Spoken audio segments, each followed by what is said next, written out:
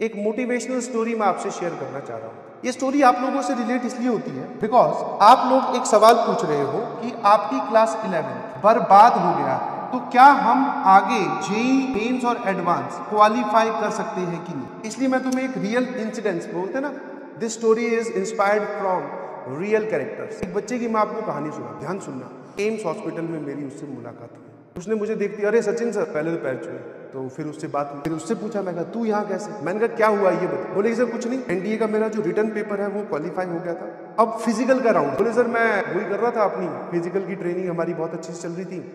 एक दिन मैंने गिलास उठाया। बोले सर वो गिलास मेरे हाथ से छूट गया। मुझे लगा सर हाथ से छूट गया कोई दिक्कत नहीं है, मैंने दूसरे हाथ से गिलास उठाया, पानी पी लिया। अगले दिन मैं महसूस कर पा रहा था, तो मैं अपने एक राइट हैंड से जूते के जो फीते हैं वो बंद नहीं कर पा रहा। मतलब ये इस हाथ की ग्रिप धीरे धीरे जाने लगी। ठीक है, मैं तुम्हें बोलूं मुट्ठी बंद करने के लिए, आप और मैं बहुत आसानी से कर लूं, बट किसी के जीवन का सबसे बड़ा संघर्ष यही है कि उससे मुट्ठी बंद नहीं हो। धीरे धीरे धीरे धीरे करते करते उसकी बॉडी पूरी की पूरी पैरालाइज हो गई। अच्छा खासा 19-20 साल का लड़का, घूमता घामता दौड़ लगाता। बोले सर एक हफ्ता या 8 या 9 दिन लगे होंगे, मैं पूरा कंप्लीटली बेड पे था। जिसमें अब क्या हालत थी, सिर्फ मेरी आंखों की जो पुतलियां होती है सिर्फ वो ब्लिंक कर रही थी। ना मैं बोल सकता था, ना मेरा हाथ उठ रहा था। बाहर निकलते वक्त मैंने उसको बोला, मैं कहा भाई एक सेकंड रुकना, एक फोटो मुझे तेरे साथ खिंचवानी है। एक मोटिवेशनल स्टोरी मैं आपसे शेयर करना चाह रहा हूं। ये स्टोरी आप लोगों से रिलेट इसलिए होती है बिकॉज आप लोग एक सवाल पूछ रहे हो कि हमारा कुछ पार्ट मतलब कि आपकी क्लास 11 बर्बाद हो गया है, तो क्या हम आगे जेई मेंस और एडवांस क्वालिफाई कर सकते हैं कि नहीं, है ना। इसलिए मैं तुम्हें एक रियल इंसिडेंस बोलते ना, this story is inspired from real characters, और इनके जीवित जो लोग हैं उनसे संबंध है इसका। ऐसे नहीं बोल रहा हूं कि काल्पनिक है, इसका कोई संबंध नहीं है जीवित या मृत आदमी से, इसका पूरा पूरा संबंध है जीवित लड़के से। आपका एक पार्ट 11th का बर्बाद हुआ, आपने हाहाकार मचा दिया। जहां भी जा रहे हो, जिससे भी मिल रहे हो, 11th बर्बाद है, जेई क्वालिफाई कर सकते हैं कि नहीं कर सकते। एक बच्चे की मैं आपको कहानी सुनाता हूं, ध्यान सुनना। और अभी मेरे को 5 मार्च को वो मिला था, 5 मार्च फ्राइडे, एम्स हॉस्पिटल में मेरी उससे मुलाकात हुई। ध्यान से सुनना प्लीज। कुछ दिनों से जो पुराने अर्जुना के हैं वो शायद जानते होंगे, वाइफ की तबीयत थोड़ी ठीक नहीं थी, तो मुझे एम्स जाना पड़ता है रेगुलरली।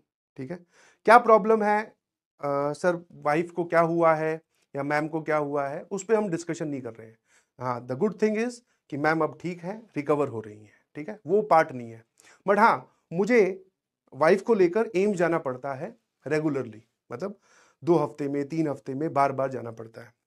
तो जब एम्स में जाते हैं तो वहां पे एंटर करने के बाद में आप सभी एक बराबर हो, वहां पे लंबी लाइन लगती है। जिस डॉक्टर से आपका अपॉइंटमेंट है उसके बाहर आप खड़े रहते हैं। तो मैं और मेरी वाइफ दोनों उस लाइन में लगे हुए थे। काफी वेट करना पड़ता है, बहुत भीड़ होती है। तो लगे हुए थे, मेरे जस्ट पीछे एक लड़का खड़ा था। ठीक है, और वो लड़के ने क्या किया, मतलब काफी देर बाद में उसने मुझे नोटिस किया होगा। मैं घूमा, क्योंकि लाइन में काफी देर से खड़े हुए, 1-1.5 घंटा हो गया, तो आप ऐसे तो है नहीं सीधा खड़े रह सकते। मैं थोड़ा घूमा, उसने मुझे देखती, अरे सचिन सर। मैं कहा हाँ बेटा। पहले तो पैर छुए। उसके हाथ में भी फाइल थी, आपको अपनी अपनी फाइल लेके खड़ी रहने पड़ते हैं कि आपकी प्रिस्क्रिप्शन क्या है वो आपको दिखाना होता है सारा, क्या आपका इलाज चल रहा है। तो फिर उससे बात हुई। पहले उसने पूछा सर आप कैसे, फिर मैंने बताया कि वाइफ की थोड़ी तबीयत ठीक नहीं थी, अब रिकवर हो रही है। बोले अच्छा, रेगुलर चेकअप के लिए आए हैं। फिर उससे पूछा, मैं कहा तू यहाँ कैसे, कि बोले कि सर मैं भी रेगुलर चेकअप के लिए आया हूँ। मैंने कहा क्या हुआ ये बता। फिर मैंने कहा तू मुझे कैसे जानता है, कौन से, वो एक जनरल स्टूडेंट होता है ना, एक जनरल सवाल हम पूछते हैं कि कौन से बैच में था बेटा, अर्जुना में था कि लक्ष्य में था। बोले कि सर मैं अर्जुना का स्टूडेंट हूँ, अर्जुना 2.0 का, है ना। और मैं, मेरा मेन एम आईआईटी जेईई नहीं है सर, मेरा मेन एम एनडीए क्वालिफाई करना है, मुझे एक आर्मी ऑफिसर बनना है सर। बट हाँ, एनडीए में मैथमेटिक्स आती है, तो वो मैथ्स में आपसे पढ़ता था। मैंने कहा बहुत बढ़िया, प्राउड ऑफ यू। फिर मैंने कहा फिर क्या हुआ। बोले कि सर कुछ नहीं, मैथ्स का मेरा, सॉरी एनडीए का मेरा जो रिटर्न पेपर है वो क्वालिफाई हो गया था, अब फिजिकल का राउंड था। ठीक है, फिजिकल का राउंड होता है जिसमें एसएसबी में जाने से पहले, आई बिलीव, ज्यादा मुझे नॉलेज नहीं है, एसएसबी में जाने से पहले एक फिजिकल का राउंड होता है। तो बोले सर उस राउंड की प्रिपरेशन मैं बहुत अच्छे से कर रहा था, मेरा एनडीए क्वालिफाई हो गया था, रिटर्न क्वालिफाई हो गया था। तो बोले वही शाम को रोज दौड़ लगानी, बिकॉज वो भगवा के देखते हैं, भागो भैया। ठीक है, हाइट मैच करवानी और वो सब, फिजिकल फिटनेस बहुत इंपॉर्टेंट होती है। बोले सर मैं वही कर रहा था, अपनी फिजिकल की ट्रेनिंग हमारी बहुत अच्छी से चल रही थी। तो एक दिन बोले दौड़ लगाकर मैं बैठा, पसीना वसीना सूख गया, तो पानी पीने के लिए मैंने गिलास उठाया, और गिलास ज्यादा भारी तो था नहीं, पानी में जितना मतलब आप गिलास में पानी डालोगे जितना भार होता है उतना ही भार था। बोले सर वो गिलास मेरे हाथ से छूट गया। वो पहला इंसिडेंस था जहां पर मुझे लगा कि कुछ गड़बड़ है। मतलब ये वो स्टोरी बता रहा है, ये सब होने के बाद में। तो मुझे लगा सर हाथ से छूट गया, कोई दिक्कत नहीं है। मैंने दूसरे हाथ से गिलास उठाया, पानी पी गया, अपना दौड़ भाग में चलता रहा। अगले दिन मैं महसूस कर पा रहा था, वो लड़का बोल रहा है कि जब मुझे फिजिकल के लिए वापस अपने दौड़ लगाने के लिए ग्राउंड में जाना था, तो मैं अपने एक राइट हैंड से जो जूते के जो फीते हैं वो बंद नहीं कर पा रहा। मतलब ये इस हाथ की ग्रिप धीरे धीरे जाने लगी थी। ठीक है, बहुत ही नॉमिनल सी बातें होती है। ठीक है, मैं तुम्हें बोलूं मुट्ठी बंद करने के लिए, आप और मैं बहुत आसानी से कर लेंगे, बट किसी के जीवन का सबसे बड़ा संघर्ष यही है कि उससे मुट्ठी बंद नहीं हो रही, मतलब उसके हाथ की ग्रिप खत्म हो रही है। फिर बोले सर इसी में ही 2-3 दिन बीते, पेरेंट्स को थोड़ा बताया कि इस हाथ में थोड़ा महसूस नहीं हो रहा। तो ये तो नॉर्मल है, अगर आप किसी को भी बताओगे तो नॉर्मल डॉक्टर के पास लेके जाएंगे, नॉर्मल डॉक्टर नॉर्मल इलाज और नॉर्मल सी बातें बोलकर आपको मोटिवेट कर ठीक करने की कोशिश करेंगे। बोले सर 2-3 दिन बीते, मैंने अपना दौड़ना बंद नहीं किया, बिकॉज हमारा जो है वो फिजिकल का राउंड पास आ रहा था। बोले एक दिन मैं टी शर्ट उतारा था, ठीक है, टी शर्ट मतलब शायद वो चेंज कर रहा होगा या जो भी कर रहा होगा, पसीने वसीने से बदल रहा होगा। बोले मैं टी शर्ट उतारा था तो मेरे दोनों घुटने अपने आप मुड़ गए, मतलब खड़ा हो गए, वो टी शर्ट चेंज कर रहा था। तो बोले मैं धड़ाम से गिरा सर। ठीक है, धीरे धीरे धीरे धीरे धीरे धीरे करते करते इन टुकड़ों, टाइम के टुकड़ों में उसकी बॉडी पूरी की पूरी पैरालाइज होगी। मतलब अच्छा खासा 19-20 साल का लड़का, हाँ, घूमता घामता दौड़ लगाता हुआ धीरे धीरे विदिन, बोले सर 1 हफ्ता या 8 या 9 दिन लगे होंगे, मैं पूरा कंप्लीटली बेड पे था। जिसमें अब क्या हालत थी, वो हाथ की ग्रिप लूज होने से अब सिर्फ मेरी आंखों की जो पुतलियां होती है सिर्फ वो ब्लिंक कर रही थी। ना मैं बोल सकता था, ना मेरा हाथ उठ रहा था, ना मेरे उंगलियां हिल रही थी, ना मेरा पैर हिल रहा था। मैं कंप्लीटली बेड पे लेटा हुआ था। ये उस लड़के ने बताया अपनी कहानी। 8 या 9 दिन में खेल फटाफट फटाफट फटाफट, वो जो होते हैं ना इवेंट्स इतने बार बार रिकरेंस में आ गई कि कभी हाथ की ग्रिप जा रही है, कभी बोले सर गर्दन अपने आप, ये जो होती है ना गर्दन, आपको नहीं पता चल रहा आपकी गर्दन संभाल रखी है आपके ब्रेन ने या स्पाइन ने। जब वो कनेक्शन वहां से लूज होगा तो ये गर्दन गिर जाएगी, आपकी हाथ की ग्रिप। बोले सर 8 या 9 दिन में पूरा बेड पे था, और आसपास घर वाले जो बोल रहे थे वो मुझे सुनाई दे सकते थे, बट मैं उनको बोल के रिप्लाई नहीं कर सकता, सिर्फ पुतलियां झपका रहा हूं, उसी से कुछ समझाने की कोशिश कर रहा हूं। ठीक है, ये कहानी शुरू हुई। अब इसके बाद में पेरेंट्स को ये नहीं समझ में आया कि ये बीमारी कौन सी है। तो वो बोले सर पहले तो उस गांव में जितने डॉक्टर थे, फिर पास में नजदीक में जो शहर पड़ता है उसमें जितने डॉक्टर्स थे, सुनते जाना आराम आराम से, और फिर पूरे उसके जिले में या पूरे स्टेट में जितने डॉक्टर्स थे सबको दिखाया, और इस पूरे प्रोसेस में 7-8-9 महीने लगे, या 4-5-6 महीने लगे। 6 महीने जाकर किसी ने बताया कि भैया एम्स में इलाज होगा इस बीमारी का, आप एम्स में जाइए।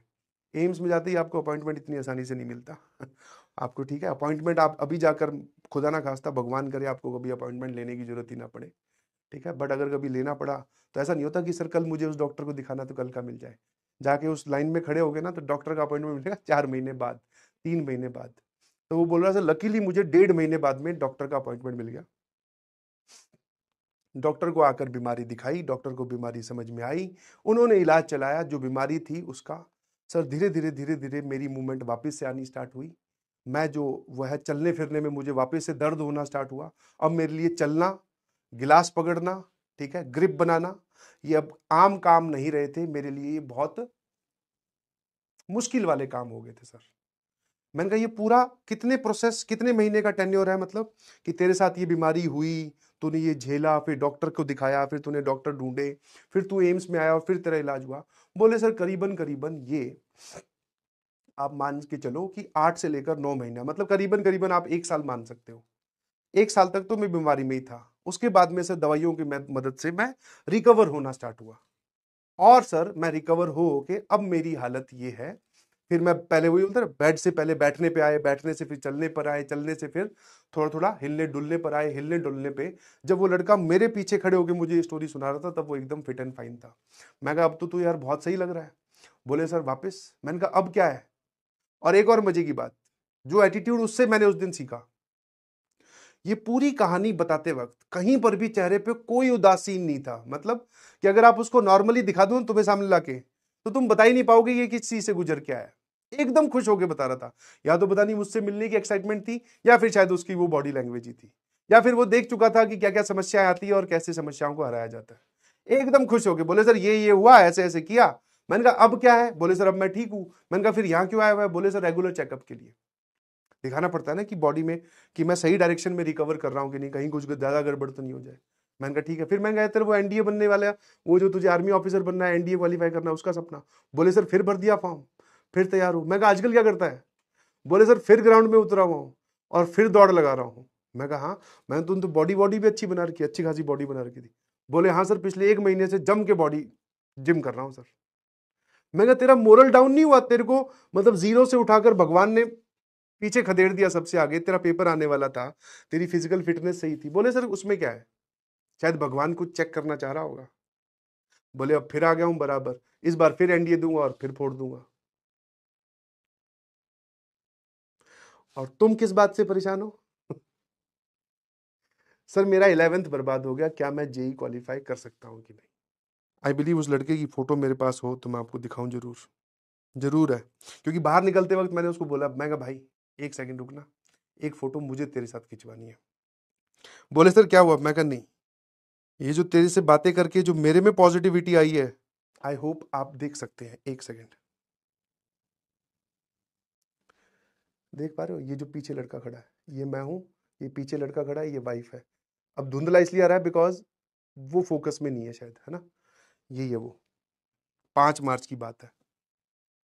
ठीक है, तो my request to all of you is कि अगर भगवान ने किसी वजह से तुम्हें पीछे खींच के खड़ा किया है या तुम्हारा कोई पार्ट बर्बाद हुआ है, तो दैट डजेंट मीन कि आप हमेशा के लिए पीछे हो गए हो। ठीक है, फिर से उतरना है मैदान में, फिर आपको अपना 100% देना है और फिर सबके बराबर, इनफैक्ट सबके बराबर भी नहीं, सबसे आगे आके खड़े हो जाना है। ठीक है, तो ये सवाल पूछना बंद कर दीजिए। समझ में आया? ये सवाल पूछना बंद कर दीजिए, बिकॉज इससे पूछने से कुछ नहीं होगा, इस पे एक्ट करने से कुछ होगा।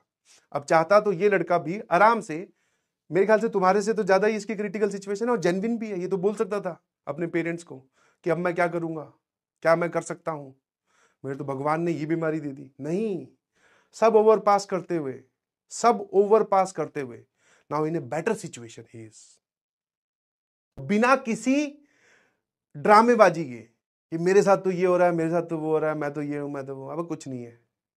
जो करने वाले होते हैं ना वो दूसरों को गिनवाते नहीं कि मेरे साथ क्या चल रहा है।